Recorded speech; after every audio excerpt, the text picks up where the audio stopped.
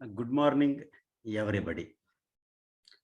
And today we have discussed about AC generator or alternator.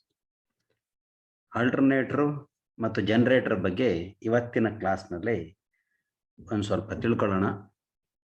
So generator ಅಂದ್ರೆ ಏನು ನಿಮಗೆಲ್ಲ ಗೊತ್ತಿದೆ, ಕಳೆದ ವರ್ಷದ ಕ್ಲಾಸ್ನಲ್ಲಿ ನೀವು ಆಲ್ರೆಡಿ ತಿಳ್ಕೊಂಡಿದ್ದೀರಿ. It is a machine which convert mechanical energy into electrical energy. ಯಾಂತ್ರಿಕ ಶಕ್ತಿಯನ್ನ, ಈ ಯಾಂತ್ರಿಕ ಶಕ್ತಿ ಅಂದ್ರೆ ಏನ್ ಬೇಕಿದ್ರು ಆಗ್ಬೋದು, ನೀರು, ಗಾಳಿ, ಇಲ್ಲ ನೀವು ಕೈನಲ್ಲೇ ತುಳಿತಿರೋ ಬೇರೆ ಬೇರೆ ಯಾವುದಾದ್ರೂ ರೂಪದಲ್ಲಿ ಆ ಯಾಂತ್ರಿಕ ಶಕ್ತಿಯನ್ನ ವಿದ್ಯುತ್ ಶಕ್ತಿಯನ್ನಾಗಿ ಪರಿವರ್ತನೆ ಮಾಡುವ ಸಾಧನ. ಇದನ್ನ ಜನರೇಟರ್, ಉತ್ಪಾದಕ ಅಂತ ಹೇಳಿ ಕರಿತೀವಿ generally. Whether it may be A C or D C, but so ever it may be, it will produce an electricity by converting some other. ವರ್ಷ ನಾವು ಡಿ ಸಿ ಜನರೇಟರ್ ಬಗ್ಗೆ ಸ್ಟಡಿ ಮಾಡಿದ್ವಿ. ಈ ಸಲ ಆಲ್ಟರ್ನೇಟರ್ ಬಗ್ಗೆ ಸ್ಟಡಿ ಮಾಡ್ಲಿಕ್ಕೆ ಹೊರಟಿದ್ವಿ. ಇವೆರಡಕ್ಕೂ ಒಂದು relative comparative ಏನಿದೆ, ನಿಮ್ಗೇನು ಆಲ್ಟರ್ನೇಟರ್ ಬಗ್ಗೆ ಗೊತ್ತಿಲ್ಲ, ಆದ್ರೂ ಇದೊಂದು ಜನರೇಟರ್ ಅಂತ ಗಮನದಲ್ಲಿ ಇಟ್ಕೊಂಡು ಇವೆರಡರ ನಡುವೆ ಇರುವ ಕಂಪ್ಯಾರಿಟಿವ್ ಡಿಫರೆನ್ಸ್ಗಳನ್ನು ನೋಡೋಣ. ಡಿ ಸಿ ಜನರೇಟರ್ನಲ್ಲಿ D C output D C ಬರುತ್ತೆ. ಆಬ್ವಿಯಸ್ಲಿ ಎ ಸಿ ಜನರೇಟರ್ನಲ್ಲಿ ಎ ಸಿನೇ ಬರಬೇಕು, ಆಲ್ಟರ್ನೇಟರ್ನಲ್ಲಿ ಎ ಸಿ ಬರುತ್ತೆ. ಇದು ಒಂದು. ಎರಡನೇದು, ಡಿ ಸಿ ಜನರೇಟರ್ನಲ್ಲಿ ವೋಲ್ಟೇಜ್ ಉತ್ಪತ್ತಿ ಆಗಬೇಕು ಅನ್ನಂಗಿದ್ರೆ ಆರ್ಮೇಚರ್ ರೊಟೇಟ್ ಆಗಿರುತ್ತೆ, ಫೀಲ್ಡ್ ಮಾತ್ರ ಸ್ಟೇಷನರಿ ಇರುತ್ತೆ. ಫೀಲ್ಡ್ ಏನು ತಿರುಗಲ್ಲ, ಅದು ನಾರ್ತ್ ಸೌತ್ಗೆ ಮ್ಯಾಗ್ನೆಟಿಕ್ ಲೈನ್ಸ್ ಆಫ್ ಫೋರ್ಸ್ ಹೋಗ್ತಿರುತ್ತೆ, ಅದ್ರ ನಡುವೆ ಆರ್ಮೇಚರ್ ರೊಟೇಟ್ ಆಗುತ್ತೆ, ಎಲೆಕ್ಟ್ರಿಸಿಟಿ ಜನರೇಟ್ ಆಗುತ್ತೆ. ಆದರೆ ಎ ಸಿನಲ್ಲಿ ಹಂಗಿಲ್ಲ, ಯಾವುದಾದ್ರೂ ಒಂದು ಸ್ಟೇಷನರಿ ಆಗಿರ್ಬೇಕು, ಐದರ್ ಆರ್ಮೇಚರ್ ಆರ್ ಫೀಲ್ಡ್. ಮೂರನೇದು, ಡಿ ಸಿ ಜನರೇಟರ್ನಲ್ಲಿ ಕಾಮ್ಯುಟೇಟರ್ ಬೇಕೇ ಬೇಕು. ಕಾಮ್ಯುಟೇಟರ್ ಕೆಲಸ ಏನು? Converting A C into D C. Generator what's so ever it may be, ಅದು ಡಿ ಸಿ ಆಗಲಿ ಅದು ಎ ಸಿ ಆಗಲಿ, ಅದರ ಜನರೇಟ್ ಮಾಡೋದು ಎ ಸಿನೇ. ಜನರೇಟ್ ಆದ ಎ ಸಿಯನ್ನ ಇಂಟರ್ನಲಿಯೇ ಡಿ ಸಿ ಆಗಿ ಕನ್ವರ್ಟ್ ಮಾಡುವ ಒಂದು ಮೆಕ್ಯಾನಿಸಮ್ ಇರುತ್ತೆ, ಅದಕ್ಕೆ ಕಾಮ್ಯುಟೇಟರ್ ಅಂತ ಹೇಳಿ ಕರಿತೀವಿ. ಡಿ ಸಿ ಜನರೇಟರ್ನಲ್ಲಿ ಡಿ ಸಿ ಜನರೇಟರ್ನಲ್ಲಿ ಕಾಮ್ಯುಟೇಟರ್ ಬೇಕು. ಆಲ್ಟರ್ನೇಟರಲ್ಲಿ ಕಾಮ್ಯುಟೇಟರ್ ನೆಸೆಸಿಟಿ ಇಲ್ಲ, ಯಾಕಂದ್ರೆ ನಮ್ಗೆ ಔಟ್ಪುಟ್ ಬೇಕಾಗಿರೋದು ಎ ಸಿ ಆಗಿರೋದ್ರಿಂದ, ಎ ಸಿನೇ ನಮ್ಗೆ ಔಟ್ಪುಟ್ ಬೇಕಾಗಿರೋದ್ರಿಂದ ನಮಗೆ ಕಾಮ್ಯುಟೇಟರ್ ನೆಸೆಸಿಟಿ ಇಲ್ಲ. ನಾಲ್ಕನೇ ಪಾಯಿಂಟು, ಈ ಡಿ ಸಿ ಜನರೇಟರ್ನ ಅಪ್ಲಿಕೇಶನ್ ಇದೆಯಲ್ಲ ಲಿಮಿಟೆಡ್, ಅದರ ಬಳಕೆ ಲಿಮಿಟ್. ಹಾಗಾಗಿ ಅದರ ಕನ್ಸ್ಟ್ರಕ್ಷನ್ ಲಿಮಿಟೆಡ್ ಸರ್ವಿಸಿಂಗ್ ಮಾತ್ರನೇ ಮಾಡಿರ್ತೀವಿ. ಅದರ ಎ ಸಿ ಇದೆಯಲ್ಲ ಅದು ಲಾರ್ಜ್ ಇದೆ, ಅದರ ಬಳಕೆ ಬಲ್ಕ್ ಪವರ್ನ ನಾವು ಬಳಸಬೇಕಾಗಿರೋದ್ರಿಂದ ಹಾಗಾಗಿ ಇದು constructed in large sizes and large quantity. Fifth point, D C ಜನರೇಟರ್ನಲ್ಲಿ ವೇರಿಯಸ್ ಟೈಪ್ಸ್ ಇದೆ, ಸೀರೀಸು, ಶಂಟು, ಕಾಂಪೌಂಡು. ಅದರಲ್ಲಿ cumulative compound, differential compound, short shunt, long shunt, ಹೀಗೆ ಈ ಥರದ ವೆರೈಟಿಗಳನ್ನು ನೋಡ್ತೀವಿ. ಆದರೆ ಎ ಸಿನಲ್ಲಿ ಓನ್ಲಿ ಒನ್ ಟೈಪ್, ಒಂದೇ ಟೈಪ್ ಇರೋದು. ಅದರ ರೋಟ್ರು ಮಾತ್ರ ಎರಡು ಟೈಪ್ ಇದೆ, ಅದನ್ನು ನೆಕ್ಸ್ಟ್ ನಾವು ಡೀಟೇಲ್ ಆಗಿ ಸ್ಟಡಿ ಮಾಡ್ತೀವಿ. ಇನ್ನು ಲಾಸ್ಟ್ ಅಂಡ್ ಇಂಪಾರ್ಟೆಂಟ್ ಪಾಯಿಂಟ್, ಇದರೊಳಗಡೆ ಡಿ ಸಿ ಜನರೇಟರ್ನಲ್ಲಿ brushes are used to collect the current. Generate ಆದಂಥ ಕರೆಂಟನ್ನು, ಅಂದರೆ ಕನ್ವರ್ಟ್ ಆಗಿ ಬಂದಂಥ ಕರೆಂಟನ್ನು ಕಲೆಕ್ಟ್ ಮಾಡಲಿಕ್ಕೆ ಬ್ರಷಸ್ ಬೇಕು. ಅದರ ಆಲ್ಟರ್ನೇಟ್ನಲ್ಲಿ ಸ್ಲಿಪ್ ರಿಂಗ್ ಯೂಸ್ ಮಾಡಿರ್ತಾನೆ ಡಿ ಸಿ ಸಪ್ಲೈನ ಕೊಡೋಕ್ಕೋಸ್ಕರ. ಔಟ್ಪುಟ್ಟನ್ನು ನೇರವಾಗಿ 3 ಫೇಸ್ ವೈಂಡಿಂಗ್ ಇಂದನೇ ತಗೊಂಡಿರ್ತೀವಿ. This is the comparative study and comparative relationship of the D C generator and alternator. AC generator.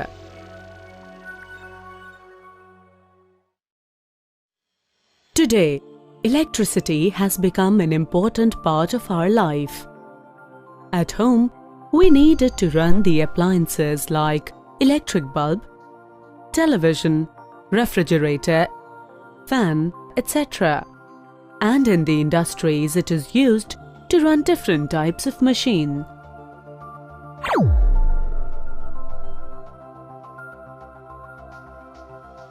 An AC generator is used to generate electricity at various power stations like thermal power stations, nuclear power stations, and hydroelectric power stations.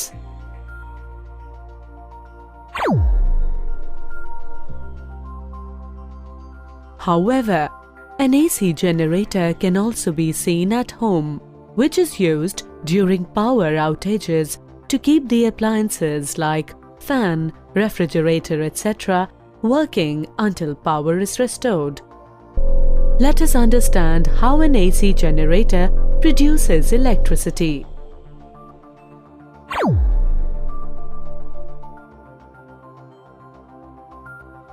An AC generator is a device used to convert mechanical energy into electrical energy.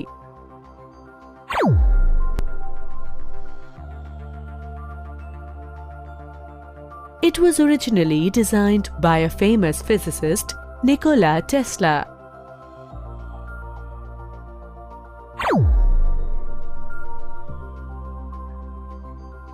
Working of an AC generator is based on the principle of electromagnetic induction. According to this principle, a change in flux linked to a coil induces an electric current in the coil.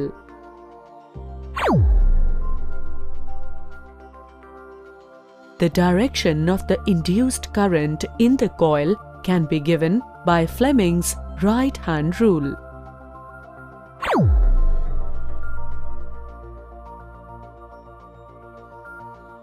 Lenz's law can also be used to find the direction of current in the coil.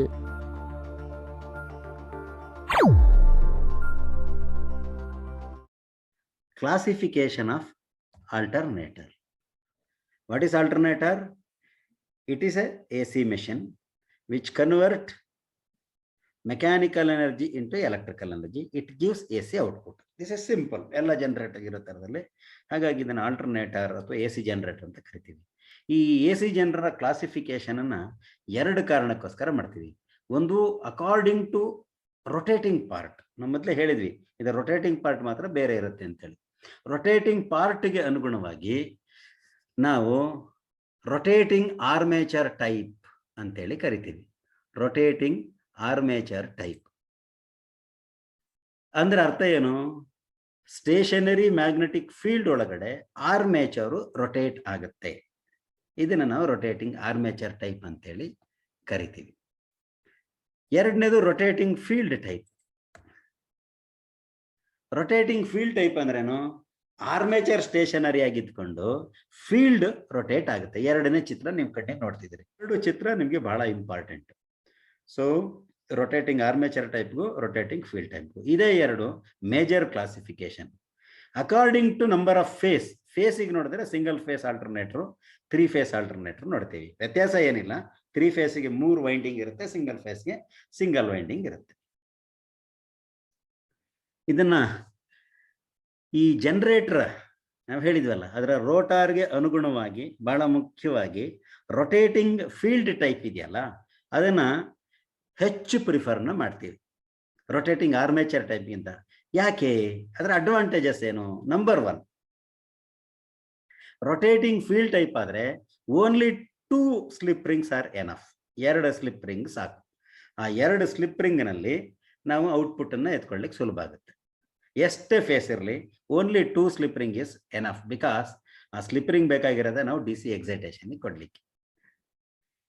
ನೀವು rotating field type ಆಗಿ stationery armature ಆದ್ರೆ ನಾವು armature conductor, ಯಾಕಂದ್ರೆ electricity generate ಮಾಡೋದೇ armature conductor, ಅದನ್ನ ಎಷ್ಟು ಬೇಕಿದ್ರೂ ಕೂರಿಸ್ಬೋದು. Stator ಯಾಕೆಂದ್ರೆ ಸ್ಟೇಟಾರ್ ಅಂತಂದ್ರೆ ದೊಡ್ಡ ಸೈಜ್ ಇರುತ್ತೆ, ಇಂಟರ್ನಲ್ ಪೆರಿಪೆರಿಕಲ್ ಏರಿಯಾ ಜಾಸ್ತಿ ಸಿಗುತ್ತೆ. ಹಾಗಾಗಿ ನಾವು ಹೈಯರ್ ವೋಲ್ಟೇಜ್ ಪರ್ ಕರೆಂಟ್ ಅನ್ನ ತಗೊಳ್ಬೇಕು ಅಂತಂದ್ರೆ ಸ್ಟೇಷನರಿ ಆರ್ಮೇಚರ್ ತಗೊಳ್ತೀವಿ, ಹೆಚ್ಚು ವೈಂಡಿಂಗ್ ಅನ್ನ ಕೂರಿಸಬಹುದು ಅನ್ನೋ ಕಾರಣಕ್ಕಾಗಿ. ಎರಡನೇದು.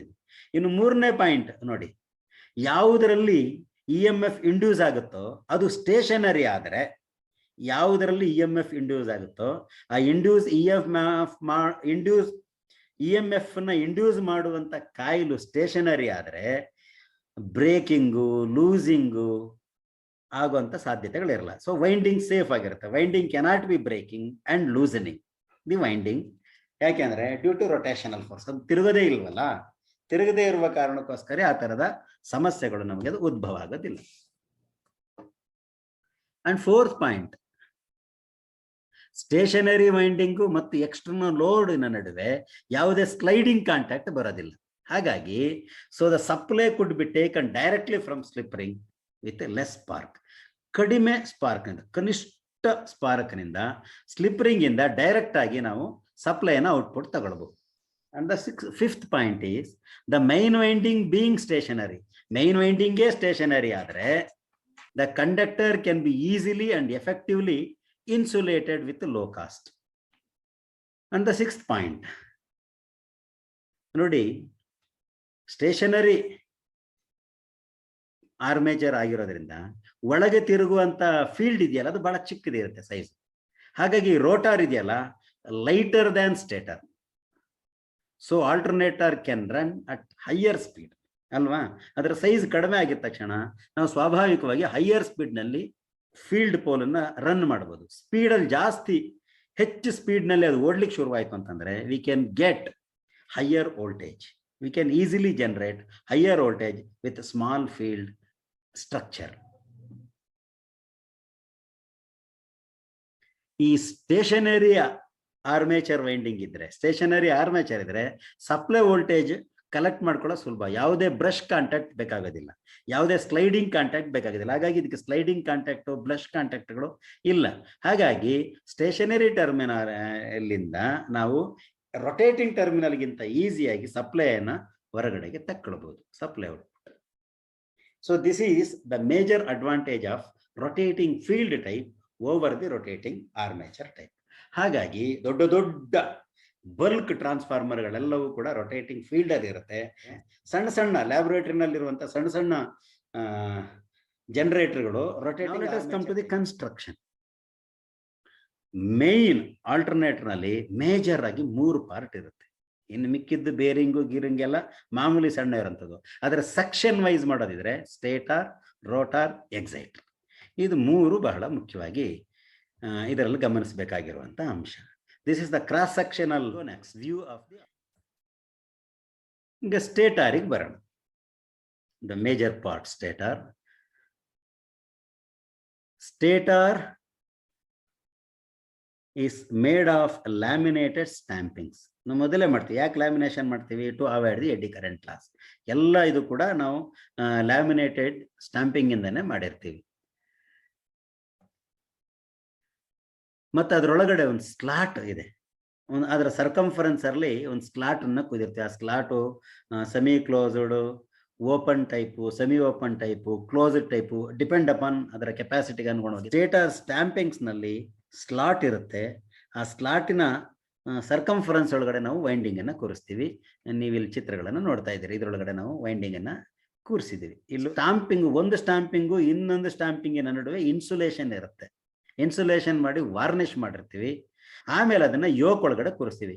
ಸೊ ದಿಸ್ ಮ್ಯಾಗ್ನೆಟಿಕ್ ಯೋಕ್ ಅಥವಾ frame manufactured by caste iron ಅಥವಾ ಕ್ಯಾಸ್ಟ್ ಸ್ಟೀಲ್. ಈಗ ಮಾಡರ್ನ್ ಮೆಷಿನ್ ಅಲ್ಲಿ ನಾವು ರೋಲ್ಡ್ ಸ್ಟೀಲ್ ಅನ್ನ ನಾವು ಜಾಸ್ತಿ ಬಳಸ್ತೀವಿ. ಇನ್ನು ರೋಟ್ರಿಗೆ ಬರೋಣ. ರೋಟರ್ನಲ್ಲಿ 2 ಇರುತ್ತೆ. ಒಂದು ಸ್ಯಾಲಿಯಂಟ್ ಪೋಲ್ ಟೈಪ್ ಅಥವಾ ಪ್ರೊಜೆಕ್ಟೆಡ್ ಪೋಲ್ ಟೈಪ್. ಚಿತ್ರ ನೋಡ್ತಿದ್ದೀರಿ. ಸ್ಯಾಲಿಯಂಟ್ ಅಂತಂದ್ರೆ ಪ್ರೊಜೆಕ್ಟ್ ಆಗೋದು, ಹೊರಗಡೆ ಹುಬ್ಬಲ್ಲು ಅಂತೇಳಿ ನಾವು ಕರಿತೀವಲ್ಲ, ಹೊರಗಡೆ ಹುಬ್ಬು ಇರುವಂಥದ್ದು. ಮಧ್ಯದಲ್ಲಿ ಶಾಫ್ಟ್ ಇರುತ್ತೆ. ಶಾಫ್ಟಿನ ಸುತ್ತ ಒಂದು ಕೋರ್ ವೀಲ್ ಇರುತ್ತೆ. ಆ ಕೋರ್ ವೀಲ್ಗೆ ನಾವು ಪೋಲ್ಗಳನ್ನು ಫಿಕ್ಸ್ ಮಾಡಿರ್ತೀವಿ. ಆ ಪೋಲ್ಗೆ ವೈಂಡಿಂಗ್ ಅನ್ನ ಕೂರಿಸ್ತೀವಿ. So this is called salient pole type.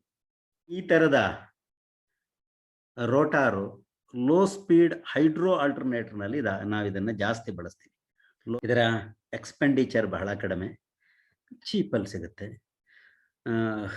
More space for field coil ಕೂರಿಸ್ಲಿಕ್ಕೆ ಇದಕ್ಕೆ ಹೆಚ್ಚು ಸ್ಪೇಸ್ ಬೇಕಾಗುತ್ತೆ. More noise. ಯಾಕೆ ಅಂದ್ರೆ ಪ್ರೊಜೆಕ್ಟೆಡ್ ಆಗಿರೋದ್ರಿಂದ ಆ ಪೋಲ್ಗೆ ಒಂದು ಬ್ಯಾಲೆನ್ಸ್ ಸಿಗೋದಿಲ್ಲ. ಹಾಗಾಗಿ ಓಡುವಾಗ ಹೆಚ್ಚು ಸೌಂಡ್ ಅನ್ನ ಇದು ಉತ್ಪತ್ತಿ ಮಾಡುತ್ತೆ. ಪೋಲು ಹೊರಗಡೆಗೆ ಪ್ರೊಜೆಕ್ಟ್ ಆಗಿರೋದ್ರಿಂದ ಈ ಸಫಿಶಿಯಂಟ್ ಮೆಕ್ಯಾನಿಕಲ್ ಸ್ಟ್ರೆಂತ್ ಸಿಗೋದು ಇದಕ್ಕೆ ಕಷ್ಟ.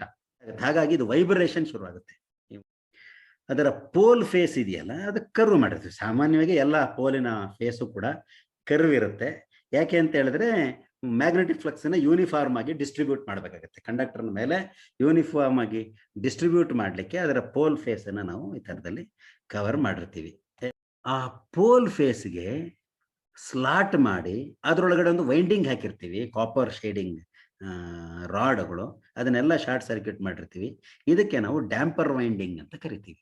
ಈ ವೈಂಡಿಂಗ್ ಯಾಕೆ ಹಾಕ್ಬೇಕು? ನಾವು ಮೊದಲೇ ಹೇಳಿದ್ವಿ, ಇದು ಸ್ಯಾಲಿಯಂಟ್ ಪೋಲ್ ಟೈಪು, ಇದಕ್ಕೆ ಸ್ಟ್ರೆಂತ್ ಇರಲ್ಲ, ವೈಬ್ರೇಷನ್ ಇರುತ್ತೆ, ಇದು ಬರುತ್ತೆ, ಹಾಗಾಗಿ ಸೌಂಡ್ ಬರುತ್ತೆ, ಹಮ್ಮಿಂಗ್ ಸೌಂಡ್, ಗುಯ್ ಅಂತೇಳಿ. ಇದನ್ನೆಲ್ಲ ಅವಾಯ್ಡ್ ಮಾಡಬೇಕು ಅಂತ ಹೇಳಿದ್ರೆ ಎಲ್ಲ ಪೋಲ್ಗಳನ್ನ ಸೇರಿಸಿ, ಇವಿಷ್ಟು ಪೋಲ್ಗಳನ್ನ ಸೇರಿಸಿ ಅದನ್ನ ಶಾರ್ಟ್ ಮಾಡಿ ಅದಕ್ಕೊಂದು ಎಂಡ್ ರಿಂಗ್ ಹಾಕಿದ್ರೆ ಅದಕ್ಕೆ ನಾವು ಡ್ಯಾಂಪರ್ ವೈಂಡಿಂಗ್ ಅಂತ ಕರಿತೀವಿ. It prevent the hunting effect. It prevent the hunting effect here. ಇದನ್ನೇ ಸಿಂಕ್ರನಸ್ ಮೋಟರ್ ಆಗಿ ಬಳಸುವಾಗ ಅದು ಸೆಲ್ಫ್ ಸ್ಟಾರ್ಟ್ ಮಾಡ್ಲಿಕ್ಕೂ ಕೂಡ ಸಪೋರ್ಟಿಗೆ ಬರುತ್ತೆ.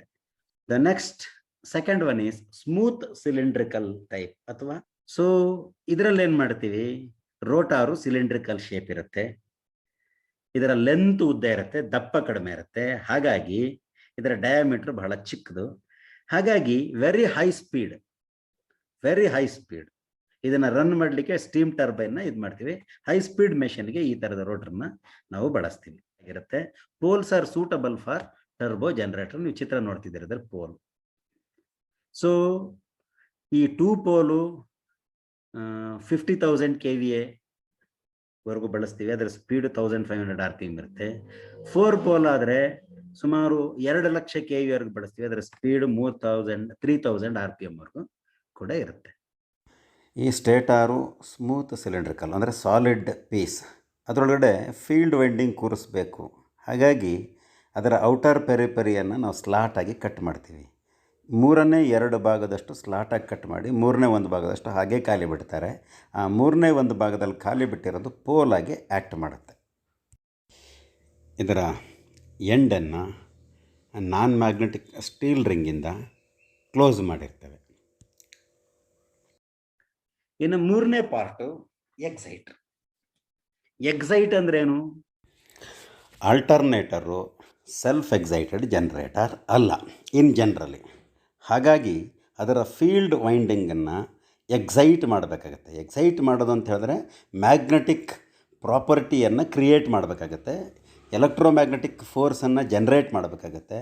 ಆ ಮ್ಯಾಗ್ನೆಟಿಕ್ ಪ್ರಾಪರ್ಟಿಯನ್ನು ಕ್ರಿಯೇಟ್ ಮಾಡುವ ಪ್ರೋಸೆಸ್ಗೆ ನಾವು ಎಕ್ಸೈಟೇಷನ್ ಅಂತ ಕರಿತೀವಿ. ಅದನ್ನು ಮಾಡುವುದು ಎಕ್ಸೈಟರ್. ಇಲ್ಲಿ ಎಕ್ಸೈಟರ್ ಆಗಿ ದೊಡ್ಡ ದೊಡ್ಡ ಜನರೇಟರ್ಗಳಿಗೆ, ಜನರೇಟಿಂಗ್ ಸ್ಟೇಷನ್ನಲ್ಲಿರುವಂಥ ಜನರೇಟರ್ಗಳಿಗೆ 250 ವೋಲ್ಟೇಜಿನ DC ಕಾಂಪೌಂಡ್ ಅಥವಾ DC ಶಂಟ್ ಜನರೇಟರ್ನ ಬಳಸ್ತಾರೆ. ಈ ಜನರೇಟ್ರು ಆ ಆಲ್ಟರ್ನೇಟರ್ನ ಸೇಮ್ ಶಾಫ್ಟಿಗೆ ಅಲೈನ್ ಮಾಡಿರ್ತಾರೆ. ಎರಡನೇದು ಸ್ಮಾಲ್ ಕೆಪಾಸಿಟಿ ಜನರೇಟರ್ಗಳಿಗಾದರೆ ಸಪರೇಟ್ DC ಸೋರ್ಸನ್ನು ಫೀಲ್ಡ್ಗೆ ಎಕ್ಸೈಟೇಷನ್ ಮಾಡಲಿಕ್ಕೆ ಕೊಡ್ತಾರೆ. ಮೂರನೇದು ಇತ್ತೀಚಿನ ಮಾಡ್ರನ್ ಮಿಷನ್ಗಳಲ್ಲಿ ಸಪರೇಟ್ DC ಸೋರ್ಸನ್ನು ಕೊಡುವ ಬದಲು ಅದರೊಳಗಡೆ ಒಂದು ಬ್ರಿಡ್ಜ್ ರೆಕ್ಟಿಫೈಯರ್ ಮೆಕ್ಯಾನಿಸಮನ್ನು ಇಟ್ಟಿರ್ತಾರೆ. ಅದು ಅಲ್ಲೇ ಜನರೇಟ್ ಆಗಿರುವ ವೋಲ್ಟೇಜನ್ನು ಕನ್ವರ್ಟ್ ಮಾಡಿ DC ಎಕ್ಸೈಟೇಷನ್ ಆಗಿ ಕೆಲಸ ಮಾಡುತ್ತೆ. ಈಗ ವೋಲ್ಟೇಜ್ ಹೆಂಗೆ ಜನರೇಟ್ ಆಗುತ್ತೆ ಅಂತ ನೋಡೋಣ. How voltage will be generating in the alternator.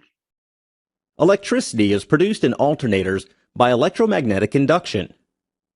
To generate electricity in a coil, either the coil should rotate with respect to magnetic field, or a magnetic field should rotate with respect to the coil. In this module, you will learn about an AC generator. An AC generator is an electric generator that converts mechanical energy to electrical energy in the form of an alternating EMF or alternating current. Working principle of an AC generator. An AC generator works on the principle of electromagnetic induction. In electromagnetic induction, when there is a relative motion between a coil and a magnetic field, an electric current or EMF is induced in the coil. Working of an AC generator. When the armature rotates between the poles of the field magnet, the magnetic flux linked with the armature changes continuously. As a result, an EMF is induced in the armature.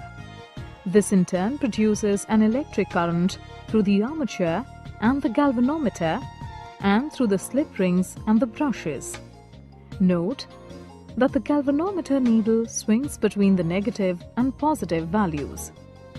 This means that an alternating current is flowing through the galvanometer.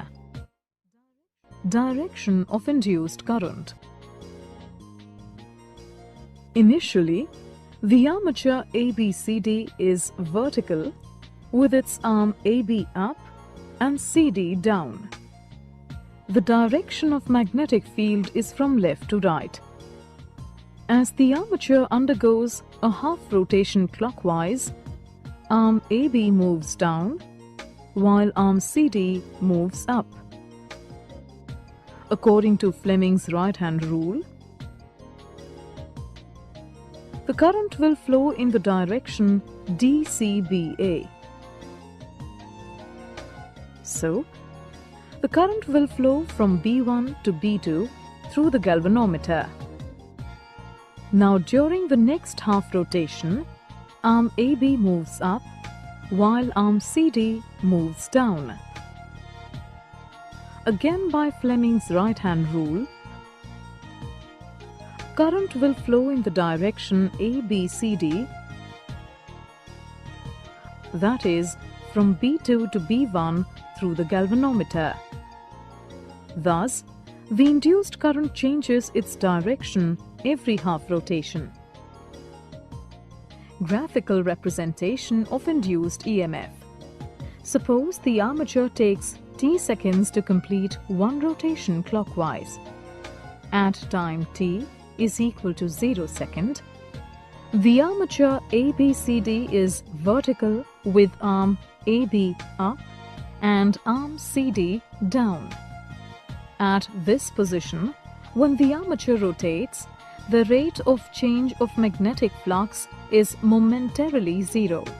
Hence, the induced EMF at this position is 0. During the first quarter rotation, the induced EMF increases. Then, at time t upon 4 seconds, the armature becomes horizontal. At this position, the rate of change of magnetic flux momentarily attains the maximum value. Therefore, the induced EMF at this position is maximum. During the second quarter rotation, the induced EMF decreases. Then, at time t upon 2, the armature again becomes vertical and therefore the induced EMF is 0. During the third quarter rotation, the induced EMF increases but has an opposite polarity as compared to that of the first half rotation.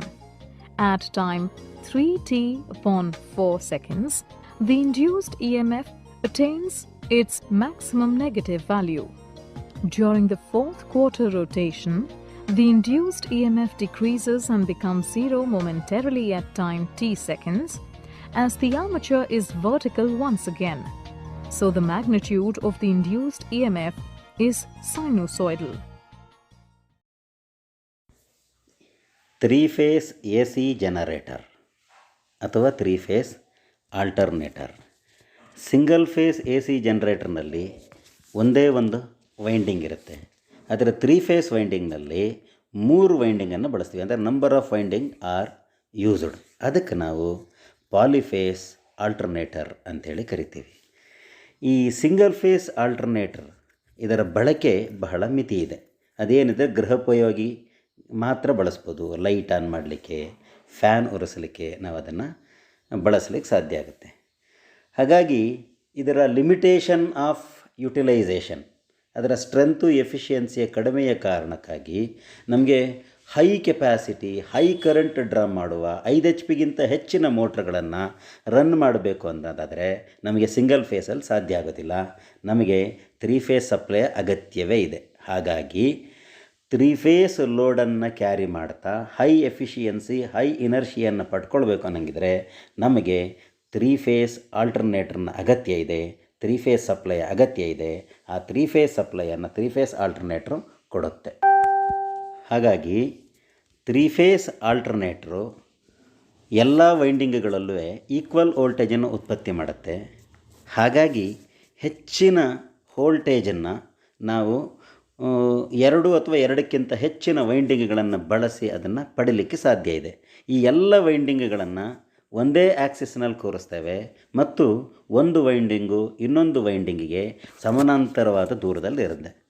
Face ಆಲ್ಟರ್ನೇಟರ್ಗಳನ್ನು low cost ಬಳಸಿ higher amount of ಪವರನ್ನು ಎಲ್ಲ ಕಡೆ transmit ಮಾಡಲಿಕ್ಕೆ ಬಳಸಲಾಗುತ್ತೆ. Generation of 3 phase EMF. 3 phase ಆಲ್ಟರ್ನೇಟರ್ನ 3 ಕಾಯಿಲ್ಗಳನ್ನು ಒಟ್ಟಿಗೆ 120 ಡಿಗ್ರಿ ಎಲೆಕ್ಟ್ರಿಕಲ್ ಆ್ಯಂಗಲ್ನಲ್ಲಿ ಕೂರಿಸಲಾಗುತ್ತೆ. ಇದನ್ನು ಯೂನಿಫಾರ್ಮ್ ಮ್ಯಾಗ್ನೆಟಿಕ್ ಫೀಲ್ಡ್ನಲ್ಲಿ ಒಂದೇ ಆ್ಯಕ್ಸಿಸ್ನಲ್ಲಿ ತಿರುಗುವಂತೆ ಮಾಡಿದಾಗ ಪ್ರತಿ ಕಾಯಿಲ್ಗಳಿಗೂ separate set of slip ring ಮತ್ತು ಬ್ರಷಸ್ಸನ್ನು ಕನೆಕ್ಟ್ ಮಾಡಲಾಗಿರುತ್ತೆ. ಅಲ್ಲಿಂದ ಕರೆಂಟನ್ನು ಕಲೆಕ್ಟ್ ಮಾಡ್ತೀವಿ. ಪ್ರತಿ ಕಾಯಿಲ್ನಲ್ಲೂ ಉತ್ಪತ್ತಿಯಾಗುವ EMF 120 ಡಿಗ್ರಿ ಫೇಸ್ ಆ್ಯಂಗಲ್ ಡಿಫರೆನ್ಸಲ್ಲಿರುತ್ತೆ. ಈಗ 3 ಕಾಯಿಲ್ಗಳನ್ನು A1 A2 B1 B2 C1 C2 ಇದನ್ನು ಒಂದೇ ಆ್ಯಕ್ಸಿಸ್ನಲ್ಲಿ ರನ್ ಮಾಡೋಣ. ಅದು 120 ಡಿಗ್ರಿ ಆ್ಯಂಗಲ್ ಫೇಸ್ ಡಿಸ್ಪ್ಲೇಸ್ಮೆಂಟ್ನಲ್ಲಿರುತ್ತೆ. ನಾವು let us coil rotate in anticlockwise direction. ಈಗ A1 A2 ಕಾಯಿಲು 0 ಡಿಗ್ರಿ ಪೊಸಿಷನ್ನಲ್ಲಿದ್ದಾಗ ಅದರ ವೋಲ್ಟೇಜು 0 ಇರುತ್ತೆ. ಹಾಗಾಗಿ ನೋ EMF ಉತ್ಪತ್ತಿಯಾಗುತ್ತೆ. ಅಟ್ ದ ಸೇಮ್ ಟೈಮ್ ಇನ್ಸ್ಟಂಟಲ್ಲಿ ಕಾಯಿಲ್ B1 B2 A1 A2ಗೆ 120 ಡಿಗ್ರಿ ಲ್ಯಾಗ್ನಲ್ಲಿರುತ್ತೆ.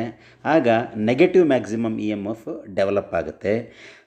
ಹಾಗೆಯೇ coil C1 C2 A1 A2ಗೆ 240 degree ವ್ಯತ್ಯಾಸದಲ್ಲಿರುತ್ತೆ. ಆಗ ಇದರಲ್ಲಿ ಉತ್ಪತ್ತಿಯಾಗುವಂಥ EMF ಪಾಸಿಟಿವ್ ಮ್ಯಾಕ್ಸಿಮಮ್ ವ್ಯಾಲ್ಯೂ ಇರುತ್ತೆ. ಈ 3 ಕಾಯಿಲಿನಲ್ಲೂ EMF ಈಕ್ವಲ್ ಮ್ಯಾಗ್ನೆಟ್ಯೂಡ್ ಮತ್ತು ಸೇಮ್ ಫ್ರೀಕ್ವೆನ್ಸಿಯಲ್ಲಿ ಒಂದಾದರ ನಂತರ ಒಂದು ಅದು ಉತ್ಪತ್ತಿಯಾಗುತ್ತೆ. ಹಾಗಾಗಿ ಇದರಲ್ಲಿ ಉತ್ಪತ್ತಿಯಾಗುವ ಮ್ಯಾಗ್ನೆಟ್ಯೂಡ್ ಆಫ್ EMF ಹೆಂಗಿರುತ್ತೆ ಅಂದರೆ A1 A2 E0 sin omega T. ಹಾಗೆಯೇ B1 B2 ಕಾಯಿಲ್ನಲ್ಲಿ E0 sin omega -2π/3 ಅಂದರೆ 3 ವೈಂಡಿಂಗಲ್ಲಿ ಅದನ್ನು ಡಿವೈಡ್ ಮಾಡಬೇಕಾಗುತ್ತೆ. At the same time C1 C2 ಕಾಯಿಲ್ನಲ್ಲಿ E0 sin omega t -4π/3. This is the simple formula of EMF generation. ಈಗ ಆಲ್ಟರ್ನೇಟರ್ಗೆ ಕೆಲವು ಟೆಸ್ಟಿಂಗನ್ನು ಮಾಡಬೇಕಾಗುತ್ತೆ. That is called general testing ಅಂತೇಳಿ ಕರಿತೀವಿ. ಒಂದು continuity test between winding, insulation test between ವೈಂಡಿಂಗಿನ ನಡುವೆ ಕಂಟಿನ್ಯೂಟಿ ಇದೆಯಾ ಅಂತ ಟೆಸ್ಟ್ ಮಾಡೋದೊಂದು. ಎರಡನೇದು ಒಂದೇ ವೈಂಡಿಂಗಿನ ನಡುವೆ ಅಥವಾ ಇನ್ನೊಂದು ವೈಂಡಿಂಗಿನ ನಡುವೆ ಇನ್ಸುಲೇಷನ್ ಇದೆಯಾ ಅಂದರೆ ಶಾರ್ಟ್ ಸರ್ಕ್ಯೂಟ್ ಆಗಿದೆಯಾ ಅಂತ ಟೆಸ್ಟ್ ಮಾಡೋದು. ಅದಕ್ಕೆ ಇನ್ಸುಲೇಷನ್ ಟೆಸ್ಟ್ ಅಂತ ಕರಿತೀವಿ. Insulation test between body and winding, ಏನಾದರೂ ಗ್ರೌಂಡ್ ಆಗಿದೆಯಾ ಅಂತ ಚೆಕ್ ಮಾಡಲಿಕ್ಕೆ body and winding. 3 earth connection check ಮಾಡ್ತೀವಿ.